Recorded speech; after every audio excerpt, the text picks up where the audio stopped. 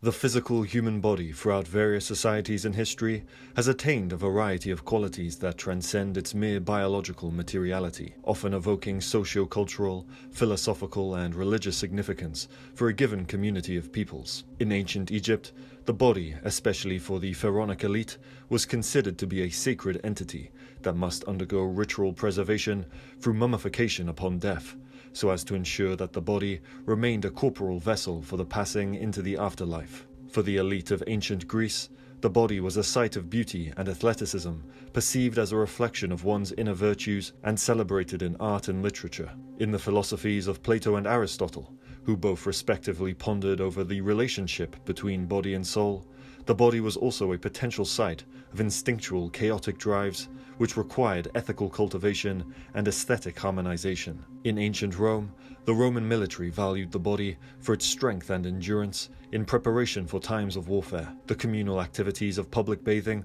also frequently displayed the cleanliness and purification of the body for both the Roman elite and common citizen alike. Throughout the Greco-Roman world, however, the enslaved body was considered the legal property of a slave master and existed to endure hard labor, discipline, and punishment. In medieval Europe, the body was both a site of potential sin, requiring purification through asceticism and self-flagellation, and additionally a vessel for potential salvation. In the current day, the body retains a diverse variety of qualities and values, as seen in the practices of cultural rituals, laboring, medical examinations, and warfare, for example. However, a notable departure from historical perspectives emerges, wherein the body is now increasingly perceived as an energy source for the libidinal desires of modern capitalist power structures. In contrast to the body of previous epochs, endowed in the ritual significance of life after death, purification, and asceticism, the body's ritual value today in modern capitalist societies lies largely within the economic furtherance of ritual capitalist consumption. During the ascent of neoliberal free market economics in the mid to late 20th century, the French philosopher named Jean Baudrillard observed a new form of salvation manifesting itself upon the body, from which he declared that, in the consumer package, there is one object finer, more precious, and more dazzling than any other. That object is the body. Its rediscovery in a spirit of physical and sexual liberation, after a millennia age of Puritanism, its omnipresence in advertising, fashion, and mass culture, the hygienic, dietetic, therapeutic cult which surrounds it, the obsession with youth, elegance, virility, femininity, treatments and regimes, and the sacrificial practices attaching to it all bear witness to the fact that the body has today become an object of salvation. The body as an object of newfound salvation and wealth, beauty, health, youthfulness, fashion, sexual liberation, hygiene, cosmetics, femininity, masculinity, and in seemingly greater levels of bodily agency, has produced an entire way of thought and life, defining much of modern economic and societal arrangement in the 21st century. However, such regimes of thought and life have not occurred in a vacuum, but are the outcomes of a highly institutionalized, medicalized, and psychologized process in recent centuries, through which the body has become a source of knowledge acquisition at the service of apprehending psychological, physiological, and/or biological power. In the writings of the 20th century French philosopher Michel Foucault, the centrality of the body plays a crucial role in the development of enlightenment-based knowledge, particularly regarding the knowledge of sexuality and in the ascendancy of capitalist modernity. For Foucault, power in the era of modernity cannot be defined by a single entity or institution. Rather, the power structures of modern societies, which first emerged following the scientific revolution and enlightenment, maintain power through a complex web of knowledge-based institutions, in contrast to forms of pre-modern power structures, which rested solely in the hands of a sovereign leader or elite few. Power structures of modern societies are made up of a vast social body, from which power is manifested just as much from above as it is below. Relations of power are therefore not external to one another, but are rather entangled amongst one another and dependent upon one another. In this sense, the hegemony of a given power is immanent amongst all institutions and individual relations. As Foucault states regarding sexuality, that sexuality must not be thought of as a kind of natural given which power tries to hold in check, or as an obscure domain which knowledge tries gradually to uncover. It is the name that can be given to a historical construct, not a furtive reality that is difficult to grasp, but a great surface network in which the stimulation of bodies, the intensification of pleasures, the incitement to discourse, the formation of special knowledges, the strengthening of controls and resistances are linked to one another in accordance with a few major strategies of knowledge and power. Whilst Foucault acknowledges that throughout history the body and relations of sex have remained central to the formation of pre-modern power structures, as seen in marriage, kinship ties, the transmission of property, or in alliances between ruling dynasties. Pre-modern power structures, according to Foucault, however, could not account for the body as an object of analysis from which power is amassed, stating that sexuality is tied to recent devices of power. It has been expanding at an increasing rate since the 17th century. The arrangement that has sustained it is not governed by reproduction. It has been linked from the outset with an intensification of the body, with its exploitation as an object of knowledge and an element in relations of power. Pre-modern forms of power over bodies, particularly within Europe, were largely concerned with the reproductive capabilities of elite members of European society, and maintained stable populations through the threat of punishment and/or annihilation of the body. By contrast, modern forms of power, as Foucault argues, emerge from within the life of bodies on the scale of populations, constituting a new strategy of power, which relies less on solely elite subjects and encompasses entire populations. For Foucault, the power which emerged from the onset of modernity in the 17th century gave rise to what he considered a biopolitics of the population. In Foucault's conception of biopolitics and/or biopower, no longer do certain fields of knowledge serve only the interests of an elite few, but rather knowledge is amassed and instilled on the scale of populations. In this sense, economic, political, medical, and scientific fields, among other fields of knowledge which otherwise existed to the behest of an elite few, became homogenized and standardized throughout society, not as a means to dilute power, but rather as a means to reify and magnify pre-existing power through a regime and organization of life. Foucault stresses the grand, all-encompassing scale of biopolitics and biopower with regards to the emergence of modern warfare, declaring that wars are no longer waged in the name of a sovereign who must be defended. They are waged on behalf of the existence of everyone. Entire populations are mobilized for the purpose of wholesale slaughter in the name of life necessity. Massacres have become vital. It is as managers of life and survival, of bodies and the race, that so many regimes have been able to wage so many wars, causing so many men to be killed. The body, in Foucault's conception of modern biopolitical power,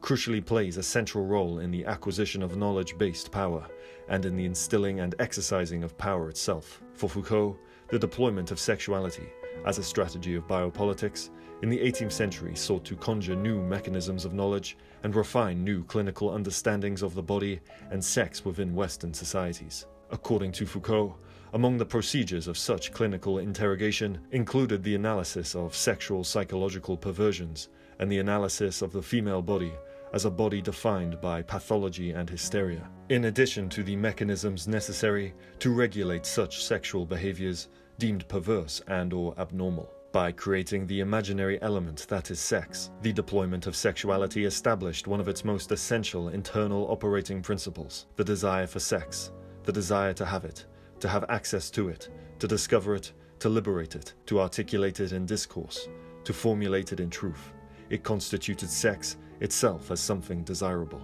Whilst the rise of psychiatry in the late 18th and 19th centuries undoubtedly led to further developments in the fields of psychology and medicine in the West, the medicalization and pathologization of the female body served to reinforce patriarchal gender hierarchies, as behaviors deemed abnormal frequently orientated themselves towards women who did not conform to expected societal gender norms. This included women who expressed greater levels of emotions, assertiveness, and sexual desire. Biases in the diagnosing of certain illnesses, such as hysteria and nymphomania, were frequently bound to the potential threat women posed to the patriarchal authority of men, and therefore such women required bodily regulation and medical institutionalization. Moreover, for Foucault, the endowment of the body, particularly in this case, the female body as a vessel for sexual intricacies, generates not only a conduct of understanding the body and sexuality in the clinical sense, but further mediates how individuals relate to their body and the ways of engaging in sexual conduct on the scale of society. The body and sexuality become regulated, standardized, and subject to authority, from which a form of power is obtained over its practice. For Foucault, the power to define the body and sexuality allowed for Western industrial societies to transform sexual reproduction into an operational function, concerning the rise of industrial economies and the necessary labor force required to maintain them during the late 18th and 19th centuries. By the 20th century, however, Foucault suggests that the body under industrial capitalism began to express itself in new forms, shaping new ways in which the body, as a vessel of industrial capitalism, could create new economic value, differentiated from mere sexual reproduction for the preservation of an industrial labor force. The 20th century corresponded to that epoch of later stage capitalism, in which the exploitation of wage labor does not demand the same violent and physical constraints as in the 19th century, and where the politics of the body does not require the elision of sex or its restriction solely to the reproductive function. It relies instead on a multiple channeling into the controlled circuits of the economy, on what has been called a hyper-repressive desublimation. It is throughout the 20th century that Foucault argues that the body and sexuality, in greater levels of sexual expression, becomes a vessel of power beyond mere reproduction and manifests itself as a vehicle for the furtherance of a hegemonic visual capitalist landscape, as seen in the growing visibility of bodies and sexuality expressed in media, advertising, and consumer culture broadly, with sexual tourism largely personifying the intensification of this bodily and sexual transformation under capitalism. Foucault refers to this process as hyper-repressive desublimation, from which the hegemony of a repressive capitalist power structure further cements itself into society, but allows for a deregulation on libidinal desires and expressions, allowing sexuality to be shaped and released in the confines of capitalist hegemony. The coercive result of hyper-repressive desublimation is a society in which individuals may feel liberated to express their bodies and sexuality, yet such expressions and desires ensnare the individual in a landscape of commodification, hyper-individualism, and mass consumerism. In the current day, modern neoliberal or neoliberal-adjacent societies maintain the body as both a vessel for analytical knowledge-based power and as a vehicle for the exercising of power in the furtherance of global neoliberal capitalist hegemony. In the administration of life, highly industrialized modern capitalist societies have inherited what Foucault would call the entire political technology of life, which emerged within 17th century Europe and was further refined throughout the Enlightenment and Industrial Revolution. For Foucault, the political technology of life was tied to the disciplines of the body, the harnessing, intensification, and distribution of forces, the adjustment and economy of energies. On the other hand, it was applied to the regulation of populations. Through all the far-reaching effects of its activity, it fitted in both categories at once, giving rise to infinitesimal surveillances, permanent controls, extremely meticulous orderings of space, indeterminate medical or psychological examinations, to an entire micro-power concerned with the body. But it gave rise as well to comprehensive measures, statistical assessments, and interventions aimed at the entire social body. Sex was a means of access both to the life of the body and the life of the species. It was employed as a standard for the disciplines and as a basis for regulations. The mechanisms of such a political technology of life includes everything from census taking to demographic analysis, public health interventions, eugenics, biological and psychological analysis, assessments on mortality rates and population growth, in addition to research concerning consumer choices and economic efficiency. The concept of the political technology of life fundamentally reveals the ways in which power operates at the level of life itself, intervening in and regulating the biological, social, and cultural processes that shape human existence in modern societies. For Foucault, the body, particularly defined as a species body imbued with the mechanics of life, along with sexuality, was central to the discourses of establishing modern capitalist societies, as the body functioned not only for the production and reproduction of capitalism, but later as a vehicle for the stimulation of capitalism itself, as a form of biopower. Crucially, for the 21st century, the body and its sexuality remains both an exceptional object to be imbued with the energies of neoliberal consumer capitalism and as an indispensable instrument for the further development of global neoliberal capitalist hegemony. The placement of special, extraordinary powers upon objects is certainly not unknown to humans throughout history, with a plethora of societies in both the past and present organizing their social structures around the enchantment of certain objects. Examples of the attributes placed upon objects can be seen amongst the corn mummies of ancient Egypt, the totem poles of indigenous North American societies, the masks of various West African traditions, and within certain tools or household items of traditional Japanese society. Indeed, according to Japanese folklore, certain tools and household objects, if used for extended periods of time, were believed to obtain consciousness through the possession of spirits, or kami. In 1760, the French scholar named Charles de Brosses, who was renowned for his writings on history, linguistics, and anthropology, popularized the term fetish to describe the religious and social practice of worshipping particular objects deemed supernatural, for which he had observed during his travels to West Africa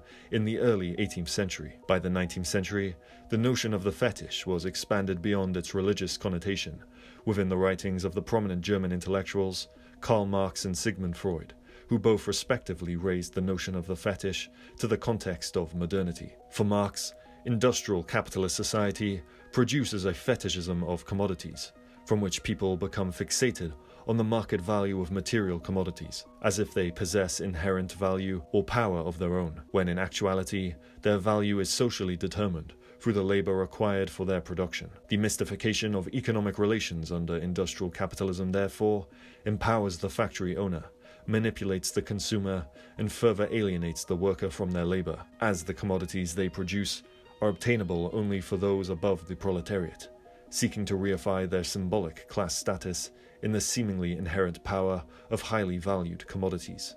As Marx declares, the commodity form and the value relation of the products of labor within which it appears have absolutely no connection with the physical nature of the commodity and the material relations arising out of this. It is nothing but the definite social relation between men themselves which assumes here, for them, the fantastic form of a relation between things. In order, therefore, to find an analogy, we must take flight into the misty realm of religion. There, the products of the human brain appear as autonomous figures endowed with a life of their own, which enter into relations both with each other and with the human race. I call this the fetishism which attaches itself to the products of labor as soon as they are produced as commodities, and is therefore inseparable from the production of commodities, while still orientated towards objects. Freud, on the other hand, perceives fetishism as further encompassing the domain of psychology and sexuality. For Freud, sexual fetishism originates within the psychosexual development of a given individual, who develops sexual fixations upon certain objects or body parts, deviating from the desires of standard sexual copulation. The fetish object of sexual fixation serves as a substitute for sexual copulation, but is usually nonetheless incompatible with the functional sexual purpose, as Freud declares in somewhat colonial language that what is substituted for the sexual object is some part of the body, which is in general very inappropriate for sexual purposes, or some inanimate object which bears an assignable relation to the person whom it replaces, and preferably to that person's sexuality. Such substitutes are, with some justice, likened to the fetishes in which savages believe that their gods are embodied. By the late 20th century, various post-structuralist philosophers sought to revise the earlier modern theories of fetishism, stemming from both Freud and Marx respectively. Among such post-structuralist philosophers was the French philosopher named Jean Baudrillard, who was renowned for his writings on the structures underlying modern neoliberal societies and the ways in which they shape our perceptions of reality. Baudrillard's theory of fetishism largely expands upon the Marxist understanding of commodity fetishism. However, for Baudrillard, the fetishism of an object or signifier in a consumer society extends far beyond one single physical object or commodity, but is rather immersed within a whole symbolic system of meanings and representations. As Baudrillard specifies, the empirical object, given its contingency of form, color, material, function, and discourse, is a myth. The object is nothing. It is nothing but the different types of relations and significations that converge, contradict themselves, and twist around it, As such, the hidden logic that not only arranges this bundle of relations, but directs the manifest discourse that overlays and occludes it. For Baudrillard, the object or commodity of a consumer society does not independently correlate to asocial human functional needs, but is rather ingrained within a symbolic order of relations to other objects, which reveal a regime of life, values, meaning, and aesthetic orientation. In this sense, objects within the process of consumption obtain not simply functional use value or symbolic value of their own singular accord, as seen with Marx, but rather such objects of consumption obtain a surplus of their functional value and encompass the desire and thoughts of an entire way of life and worldview. An example of this surplus power can be seen amongst the likes of the Italian luxury fashion company named Dolce & Gabbana, which is renowned for its bodily and partially sexually charged visual aesthetic imagery in its advertising. In one such advertisement, the selling of fashion is situated within the visual dynamic of gendered and sexual power relations, as one male model, between three others, pins a female model to the ground in a position suggestive of sexual submission. The value of the fashion is therefore sublimated by the dynamics of fulfilling libidinal desires, as the fashion is mediated in relation to the traditionally masculine and feminine bodies of the models, the power relations between the genders, the ethereal luxurious space which seems to represent itself beyond the confines of society, and in relation to the male gaze upon the subordinated female body. Indeed, it is within the potential of purchasing the fashion that the commodity unveils a world in which men exist beyond the regular confines of society, as wealthy, Herculean men, defined by the ability to possess and objectify the female body in a space of total luxury and fulfillment of libidinal desires. Furthermore, Dolce & Gabbana, among other fashion corporations, frequently evoke the themes of aristocracy regarding the utilization of space and places in their fashion walks and advertisement, endowing their fashion in a hierarchy of symbolic representations defined largely in opposition to laboring and working classness. In a visual social landscape dominated by what the French philosopher Guy Debord coined the society of the spectacle, Baudrillard further argues that modern consumer societies not only redirect the consciousness of entire populations towards the spectacle of the screen, but actively generate a new form of reality, or hyperreality, from the symbols and representations of objects within the visual aesthetic order of capitalism. Hyperreality, in this sense, as meshed within reality, becomes more real than reality itself, from which consumer subjects actively construct their lives upon. As Baudrillard declares, it is no longer a question of imitation, nor duplication, nor even parody. It is a question of substituting the signs of the real for the real, that is to say, of an operation of deterring every real process via its operational double, a programmatic, metastable, perfectly descriptive machine that offers all the signs of the real and short-circuits all its vicissitudes, a hyperreal henceforth, sheltered from the imaginary and from any distinction between the real and the imaginary, leaving room only for the orbital recurrence of models and for the simulated generation of differences. In contrast to Freud, who considered fetishism as fixated to one or a few particular objects, Baudrillard argues that modern consumer societies generate a persistent flux of fetishistic obsessions towards numerous objects over any given period of time, constantly shifting and redirecting the conscious attention of consumer subjects towards ever greater symbols and objects of desire and fascination. The hyperreality of consumer capitalism, therefore, persistently regenerates new ways of imagining life in relation to particular objects and the codes of significance that surround them. For Baudrillard, the body, particularly the female body, stands as a canvas from which consumerist desires are exercised and regenerated. The body, according to Baudrillard, is a fetishized object, from which the paradigms of beauty and the ways of life it informs are constructed upon. As Baudrillard specifies, it is the sign in this beauty, the mark, which fascinates. It is the artifact that is the object of desire. The signs are there to make the body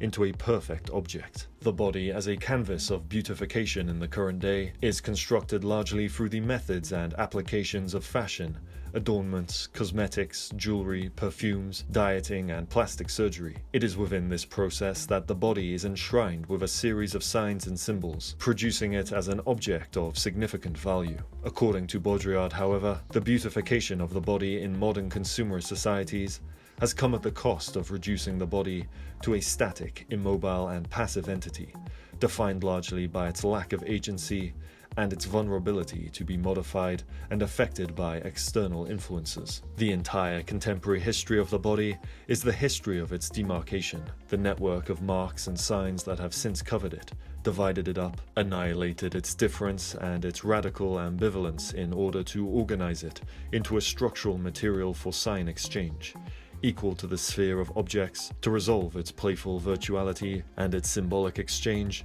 into sexuality taken as a determining agency, a phallic agency entirely organized around the fetishization of the phallus as the general equivalent. In this sense, the body is, under the sign of sexuality as it is currently understood, that is, under the sign of its liberation, caught up in a process whose functioning and strategy themselves derive from political economics. Similar to the views expressed within Foucault's philosophy, Baudrillard perceives the body, particularly the female body, as something which has been forged and homogenized over time, in this case, to serve the phallic or patriarchal interests of men within capitalist power structures, seeking to maximize the female body for economic interests. For Baudrillard, defining the female body explicitly by its economic and commodified potential organizes the female body amongst a great order of symbols and signs, making it simply an object comparable to other objects, at loss of being considered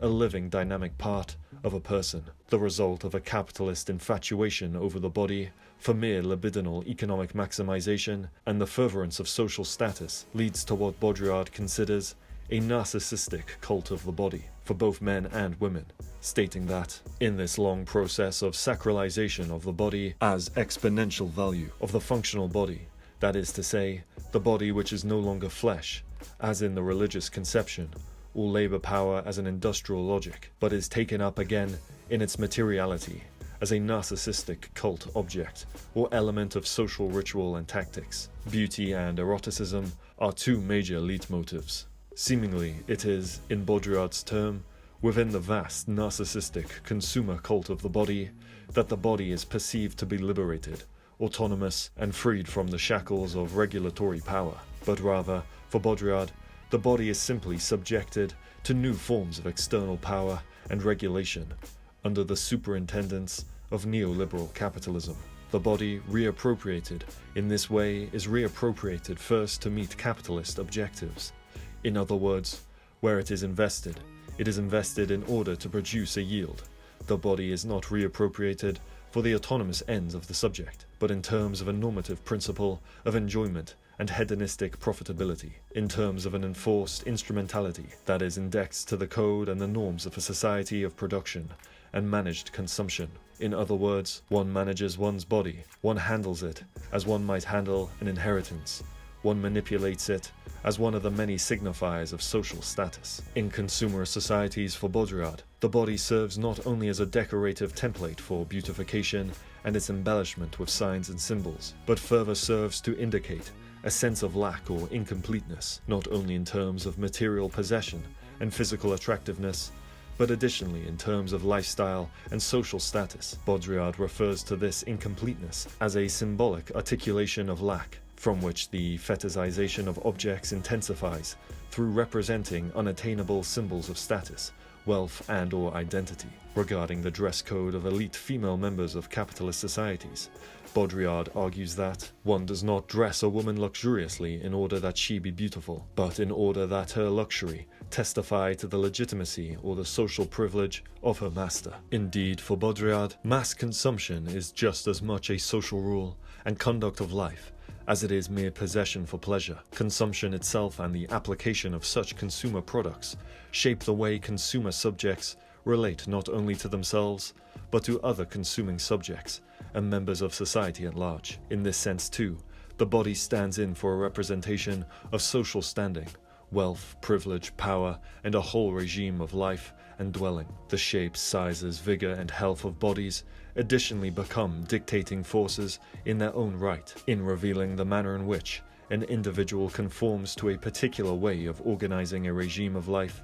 centered on the form of the body. In the fetishist theory of consumption, in the view of marketing strategists as well as of consumers, objects are given and received everywhere as forced dispensers. Happiness, health, security, prestige, etc. In the current day, bodies, beauty and sexuality are profoundly publicized and disseminated visually through the power of modern infrastructural technology, which enables them to be seen as a part of the visual consumerist capitalist landscape, whether in public or private spaces. Regarding the hyperreal presentation of the female body, which is entrenched in the consumerist aesthetics of modern societies, Baudrillard considers the ideal female body, as shaped by neoliberal capitalism, as akin to the mannequin, defined by its static, smooth, easily modified and objectified appearance, serving, at least in initiation, masculine desires. As Baudrillard declares, the ideal body as outlined in this statute is that of the mannequin. The mannequin offers the model of every phallic instrumentalization of the body. The woman wraps her own body in a sophisticated manipulation, a flawless and intense narcissistic discipline, which effectively makes it the paradigm of seduction. And if women are not fetishists, it is because they perform this labor of continual fetishization on themselves. They become dolls. Baudrillard argues, however, that as a result of societal pressures and expectations, and through the constant bombardment of visuals pertaining to the female hyperbody, initially considered an elite preserve, that women at large internalize their subjection to phallic instrumentalization, engaging in self-objectification and self-manipulation. Women, therefore, craft their bodies to conform to libidinal economic centers of attention, employing strategies to further assert agency and economic viability within a patriarchal capitalist framework, converting themselves into their own fetish. It is, however, within this process of self-objectification and attainment of agency that Baudrillard argues that women take pleasure in becoming an object of desire, as their power within a consumerist capitalist society increases, alluring further attention and recognition from others as a formidable presence in society. We know that the doll is a fetish produced in order to be continually dressed and undressed, dressed up and dressed down. It is this play of covering and uncovering that gives the doll its childhood symbolic value. It is in this play, conversely, that every object and symbolic relation regresses when the woman turns herself into a doll, becomes her own fetish and the fetish of the other. Whilst a sense of power can be obtained for women who become agents of bodily vigor, beauty and desire, Baudrillard suggests that this power comes at the cost of becoming doll-like, as an object to be gazed upon and modified at the service of others. For Baudrillard, the female body, as a center of libidinal economic attention and value, functions most formidably, at least on the psychological level, in its ability to reveal and conceal itself, further generating consumer desire in the denial of complete visual satisfaction. As Baudrillard states, the fascination of the striptease as a spectacle of castration derives from the imminence of discovering, or rather seeking and never managing to discover, or better still, searching by all available means without ever discovering. From this mystery of the denied, barred, gaping void, a whole population of fetishes surge forth. Crucially for Baudrillard, the result of women's bodies infused with the spectacle of modern consumerist capitalism generates a space for the imagination of consumer subjects to cultivate a plethora of fetishized objects, fantasies and body-related obsessions, all of which further the libidinal economy of neoliberal capitalism. Whilst Baudrillard was writing in the late 20th century, during the early prominence of neoliberal capitalism, the platforms of media and advertising have transformed and extended throughout a whole new network of technological infrastructure designed for the fast-paced and worldwide transaction of capital. Indeed, for the 21st century, the spectacle and hyper-real presentation of the body have been thoroughly intensified through recent developments in technology, marketing and globalization. New forms of technological infrastructure include advancements in advertising and media, data analytics, filter and image editing, e-commerce, fitness and wellness apps, social media, AI and virtual reality, among other new technologies. Certainly now more than ever, Bodies and their potential for beauty and desire are showcased transnationally and across a variety of mediums in service to the visual hegemony of neoliberal capitalism.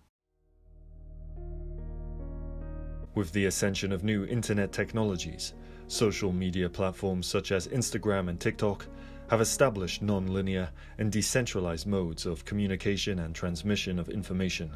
allowing individuals to interact and share thoughts, experiences, and images of themselves instantaneously with a global interconnected audience. The seemingly decentralized and horizontal structure of online communication is not only characterized by a sense of interactive spontaneity, but additionally by a sense of online equality, as anyone with the internet can actively participate in the dissemination of their lives and image. A significant trend amongst the dissemination of personal imagery on online platforms is the display, promotion, and pursuit of body beauty, from which online users voluntarily expose their bodies to the public domain and seek validation and/or appreciation for their bodies in the cultivation of likes, comments, and shares. In generating a brand image and online microeconomy of sorts, such users are often propelled towards creating further content in the pursuit of bodily improvement. In becoming content creators or online influencers, such users market their image for attracting sponsors and brand partnerships, actively participating in self-commodification and the furtherance of market consumer forces. As the feminist author and artist Dawn Woolley declares in her book named Consuming the Body, Capitalism, Social Media, and Commodification, that to produce a self-brand, an individual must view the self as a commodity for sale in the labor market, which must generate its own rhetorically persuasive packaging, its own promotional skin, within the confines of the dominant corporate imaginary. Social media users are compelled to optimize themselves in relation to neoliberal ideals and market logic, while simultaneously being constrained in their communications and social interactions via self-branding and context collapse. Social networking sites produce optimized workers who are always at work and always working on the self. While such platforms have enabled greater levels of self-expression and economic opportunities, the intensive visual marketplace of bodies, beauty, and health are inseparable to broader mental health concerns and ethical considerations, as some people undertake risky measures and potentially self-afflicting suffering upon themselves in the pursuit of an idealized image. Additionally, constant exposure to curated images of idealized bodies can lead to feelings of inadequacy and low self-worth among individuals who do not or cannot conform to such standards. On the flip side, those who make gains in obtaining such an ideal image are sometimes deemed as beauty slaves and reduced to simply having bodily anxiety. According to the Korean-German philosopher and cultural theorist named Byung, neoliberal consumer subjects under the domain of new technologies become active participants in their own self-exploitation as achievement subjects, who view the self as a business project of continual refashioning and reinventing, and persistently striving for compulsive achievement and optimization, even at the cost of their own well-being. The neoliberal achievement subject engages in auto-exploitation willingly, and even passionately. The self as a work of art amounts to a beautiful but deceptive illusion that the neoliberal regime maintains in order to exhaust its resources entirely. Under neoliberalism, the technology of power takes on a subtle form. It does not lay hold of individuals directly. Instead, it ensures that individuals act on themselves so that power relations are interiorized and then interpreted as freedom. Self-optimization and submission, freedom and exploitation, all fall into one. In an era of epidemics and economic uncertainty,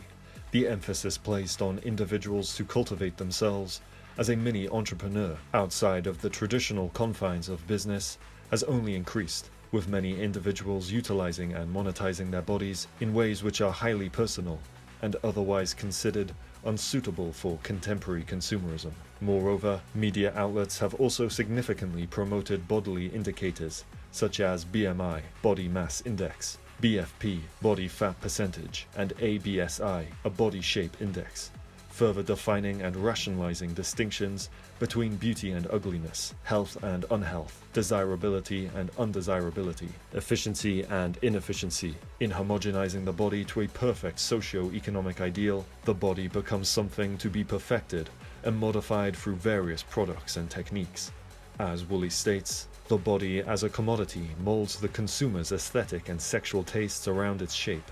The viewer is lured into becoming a passive, predetermined form of desiring consumer. As this commodified aesthetic for desirable bodies becomes the norm, all other bodies must turn themselves into similar erotic commodities in order to excite desire. Capitalism invades the territory of desire and reconfigures it to conform to a set of commoditized, erotic sign values. And so the derivatizer is also derivatized. The indistinct lure of the commodified body, covered in erotic sign values, conceals the fact that the desired object is a commodity, and the viewer is lured into a fetishistic form of sexuality, in which they desire an object and not a person. The commodified aestheticization of the body, however, does not end with the structuring of the body, but further encompasses an aestheticization of everyday life, transforming functional utilities into signs of beauty, health, wellness, and wealth. The aestheticization of everyday life can be observed in the widespread adoption of athleisure wear, originally designed for athletic activities, such as gym workouts or yoga sessions. Athleisure wear has transitioned into acceptable attire for casual socializing and even professional settings, in large part due to the style's association with leisurely free time, self-care, and bourgeois lifestyles. What was once functional attire has now become a fashion statement, with individuals wearing athleisure wear not simply for its comfort, but additionally for its aesthetic appeal in revealing the body and an entire way of life centered upon it. Aesthetics over functionality can also be observed in various cosmetic procedures, as individuals undergo Botox injections, dermal fillers, chemical peels, and laser treatments to address perceived imperfections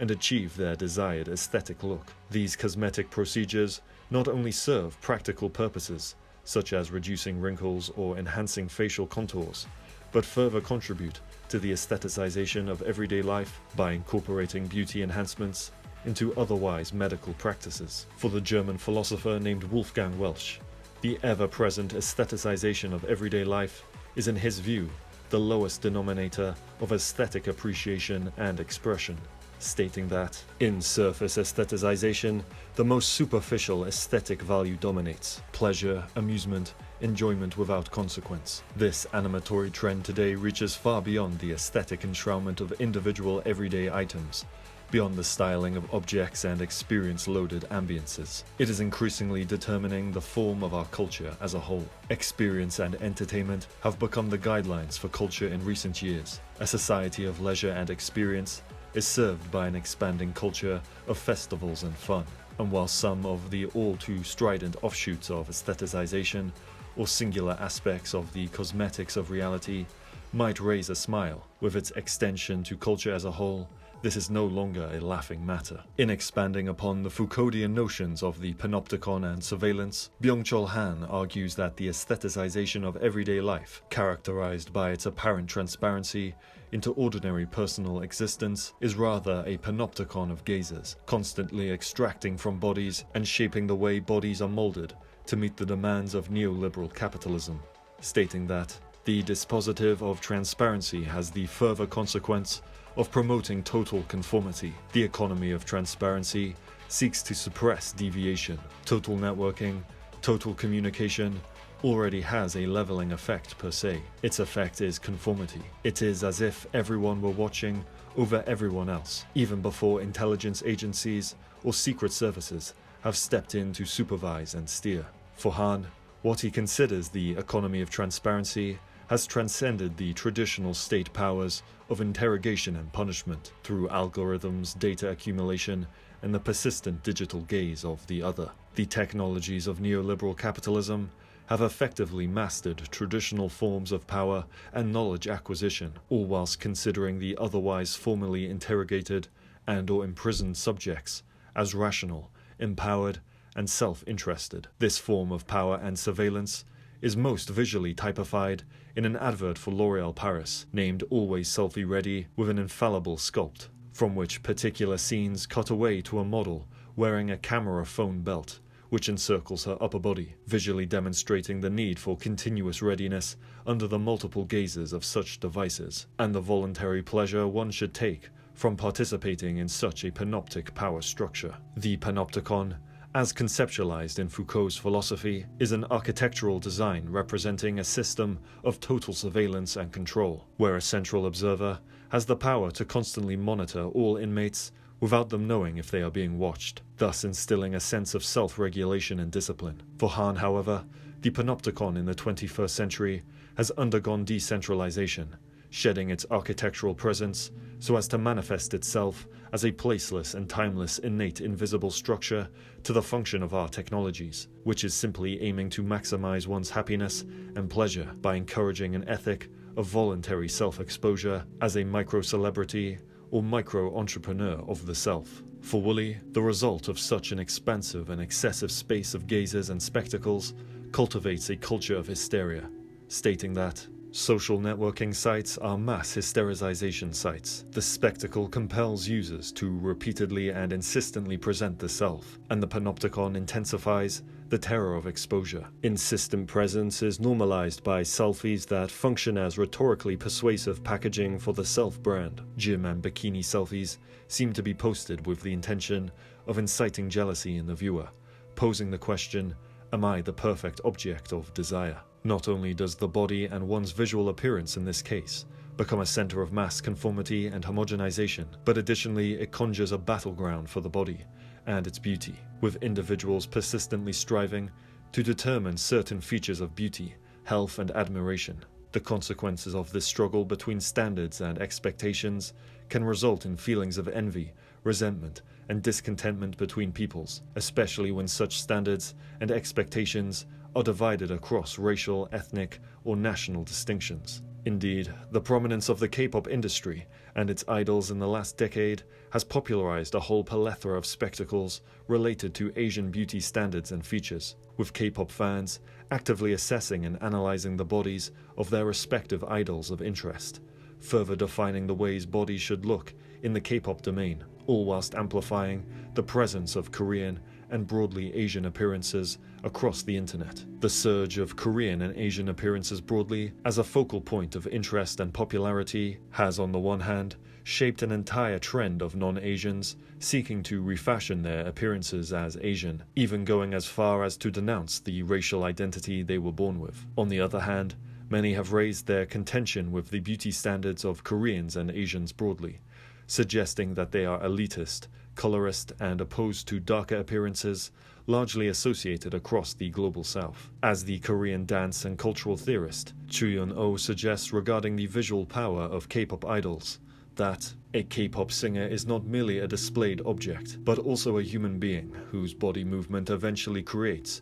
and completes the external meaning as well as the implications of that very body. A dancing body, while seemingly apolitical, is inherently political, for each body embodies and communicates the social cultural norms of race, gender, and sexuality. Regardless of one's perception, Korean and Asian appearances broadly remain as discourses of interest due to their association with idol appearances and the ways in which idol bodies are redefining notions of beauty, fame, and success under the gaze of a global audience. Whilst the body and its associations with beauty, health, and wealth have long remained enthralled throughout various societies in history, the body, as ingrained within a highly efficient economic system of neoliberal capitalism and propelled by some of the most advanced technological infrastructure in the 21st century, has seemingly provided the body with a power in its own right, largely separated from the person for whom possesses such a body, certainly in a visual terrain of numerous static docile bodies, serving to stimulate and maximize pleasure for both the gazing subject and the subject to be gazed upon. The body remains a seemingly disjointed, immortal object among others, without unity to the holistic identity of the person. Additionally, with global rising levels of inequality, unemployment, financial insecurity, and economic uncertainty, it is likely many more people will be incentivized to search for and adapt to the monetary value of the body, in conjunction with further technological developments, allowing for greater levels of bodily expression and representation within a capitalist framework. For many others, however, the hyperreal prominence, power and value attributed to the body will likely continue to inscribe the belief that the body alone is ultimately an end in itself.